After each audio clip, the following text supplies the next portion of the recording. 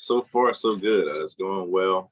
We're just focusing on ourselves and, just getting guys moving around, understanding their assignments and ironing out the last details before we put the product on the field. Okay, Coach. Then that sounds like you're well on your way here to get ready for the first week. Before we get into the game too much, I was curious. I know it was back on Sunday, but this is the first I've gotten to talk to you.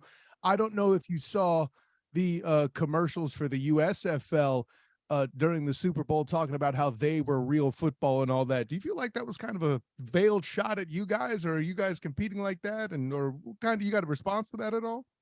Not at all. I mean, I don't pay any attention to all that stuff. I'm just staying in my little box, doing what I'm supposed to do. I mean, football as a whole is great.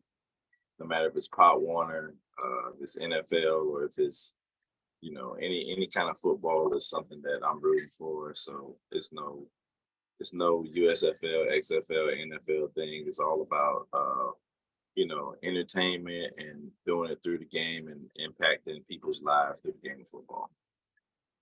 Fair enough. And with that in mind, Coach, really quick, I guess the first thing we'd want to know is, as far as, going on the road facing this Houston team, what is it from them you see that kind of jumps off the page?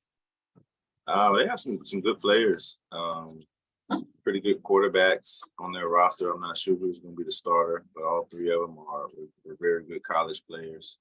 And they also have a lot of skilled guys around them. So I'm expecting, a high-flying offense, throwing the ball around, and hopefully, we're ready. We'll be ready for it. So we're very excited. Yeah. Coach Carter, this is Alan Alford, the Alan Alford Sports Radio Show. Always a pleasure.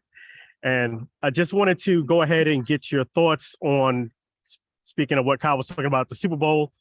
What are your thoughts about maybe watching a game that you may have found out about yourself, or said, hey, you know what, maybe that's something that I could use in my arsenal at this point watching the Super Bowl? Well, first off, we're not playing against Pat Mahomes or the other quarterback. I forgot his name. We're not playing against those guys. But what I will say is Jalen Hurts. Yes, I'm sorry. I like him, so I just had a brain fart. But we're not playing against those guys, and we're not playing against those receivers either, or those running backs, or the O-line. So it's totally different personnel.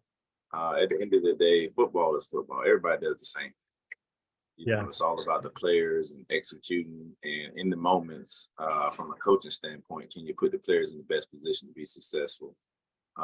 Just as far as, Kansas City, they didn't panic when they were down and when they weren't playing so well in the first half. It's kind of, it lit a fire up under them. You hadn't really seen Kansas City be down by multiple scores in the first half, really all season, or since Mahomes has been the quarterback. So people didn't really know how they were going to react, but they had a calmness about themselves as a team to where they knew that they were going to be, on top at the end if they just stuck to what they did.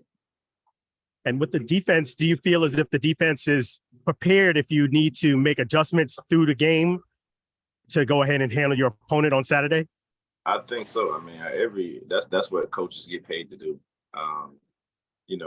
Everybody has a plan, but what's your second plan? Is your second plan is to stick with the first plan and make it work, or is your second plan to go with an adjustment? It may be a minor adjustment that doesn't really show on TV, but it could be just moving a guy from one gap to another. That's an adjustment. So I think that's what coaches get paid to do. And I learned from just watching any type of football, not let alone the Super Bowl. Awesome. And can you give us an update on if you think CJ Holmes will be ready come Saturday? I'm not sure yet. We don't practice until this evening today, so we'll find out more about practice. But I think he has a good chance of playing, knowing him and his personality and how he goes about things. I think he'll be ready. Okay, appreciate it. Thanks.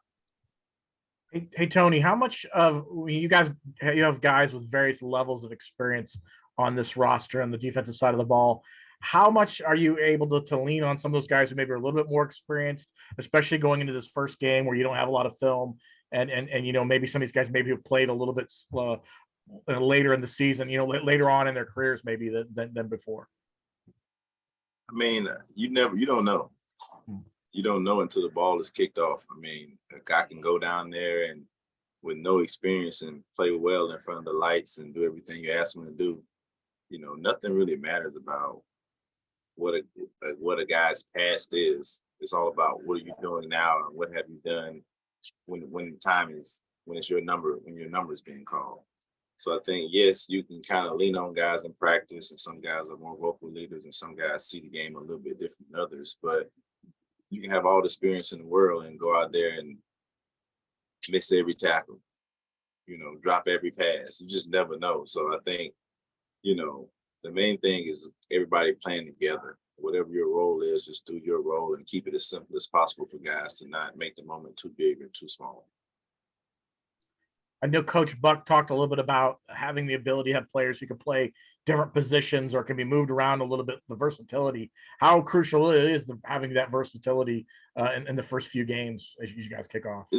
It's definitely big, as you can only dress out 45 players.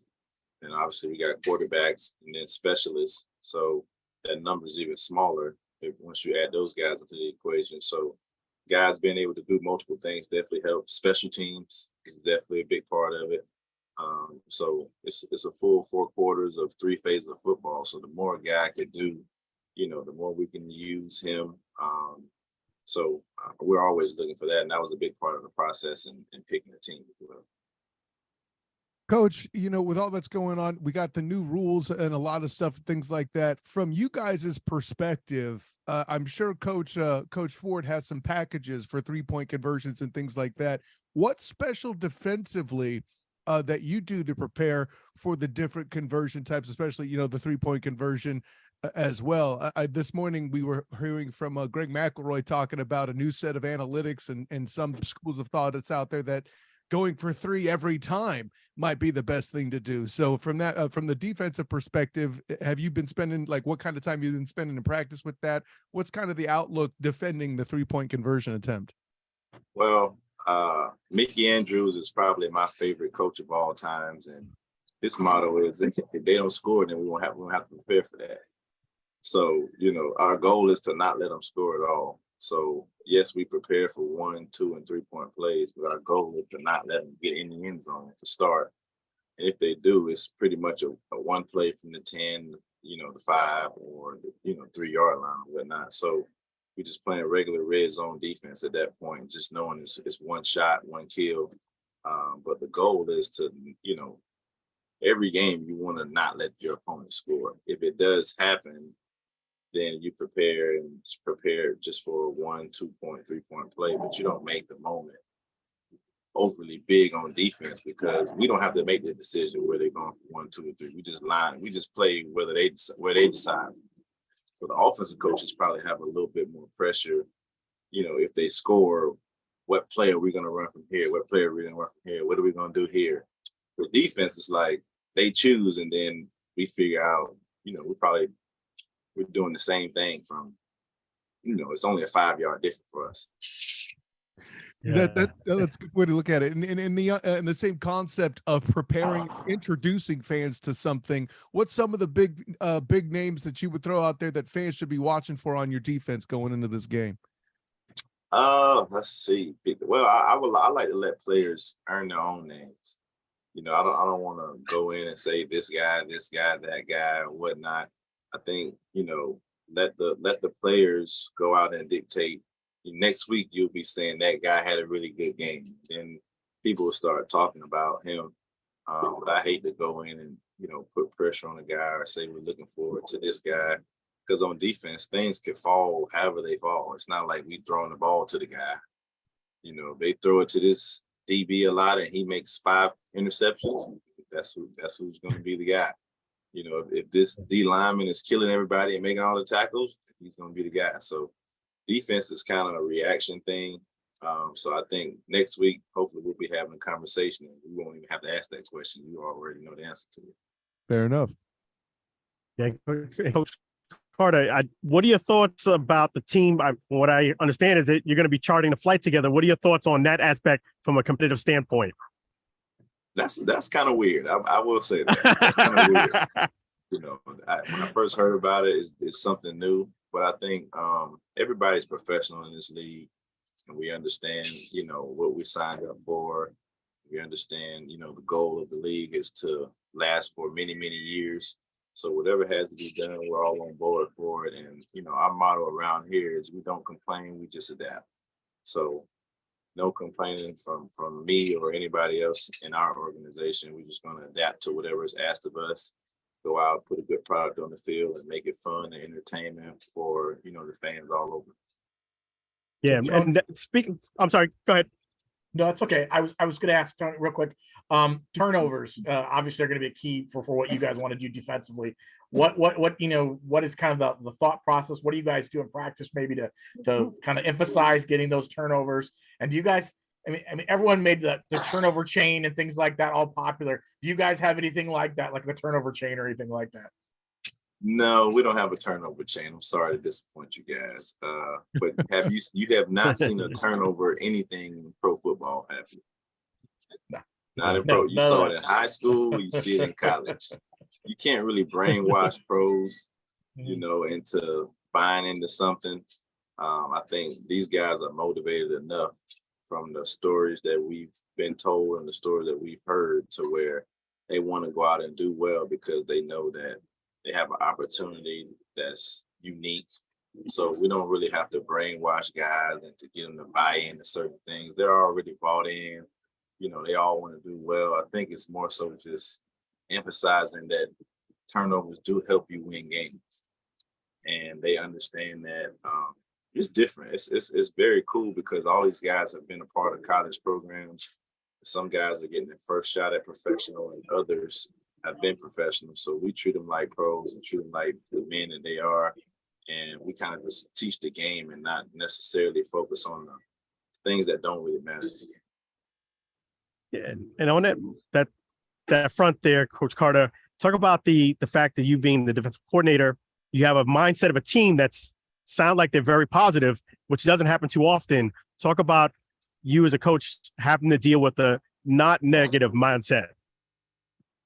Well, I mean, everybody has some things that they don't like and some things they like more than others. You know, that happens in any, you know, in a family, any family that happens. You know, sometimes the husband is mad at the wife and the daughter is mad at the mommy and all these things happen. But at the end of the day, we understand the common goal, and that's to win football games and to develop men.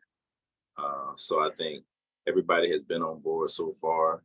And also, we haven't played any games. So how can you be mad when we haven't played a game yet? So everybody's excited and happy.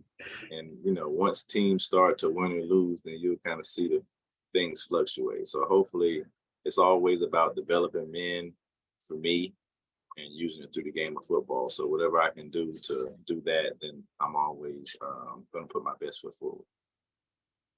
Yeah, definitely. That's awesome. And you know, that sounded like a real passion about you. That's why it's very admirable that you have a real, you know, motivation to help out young men. And just talk a little bit about that, because you don't find that too often.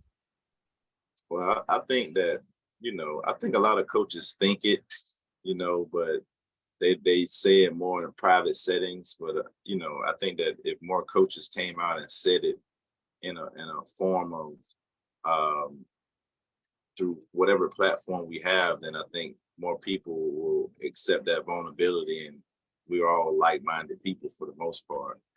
You know, a lot of coaches get a stigma of just being this style or this way or that way, but at the end of the day, if they didn't enjoy helping people, or they didn't enjoy, you know, being around people and developing people, then they wouldn't do it. So I want to make sure that I say that first and foremost, because I've been on the opposite end of things. And I know if it wasn't for a lot of the coaches that I played for, whether it's youth league, high school, college, and professional, I wouldn't be sitting here right now. So I want to make sure that, you know, it was done to me. Somebody taught me the right way, and I'm able to be a positive role model in the community. And I'm going to say it to let other coaches know that it's okay to say it and, you know, be vocal about it.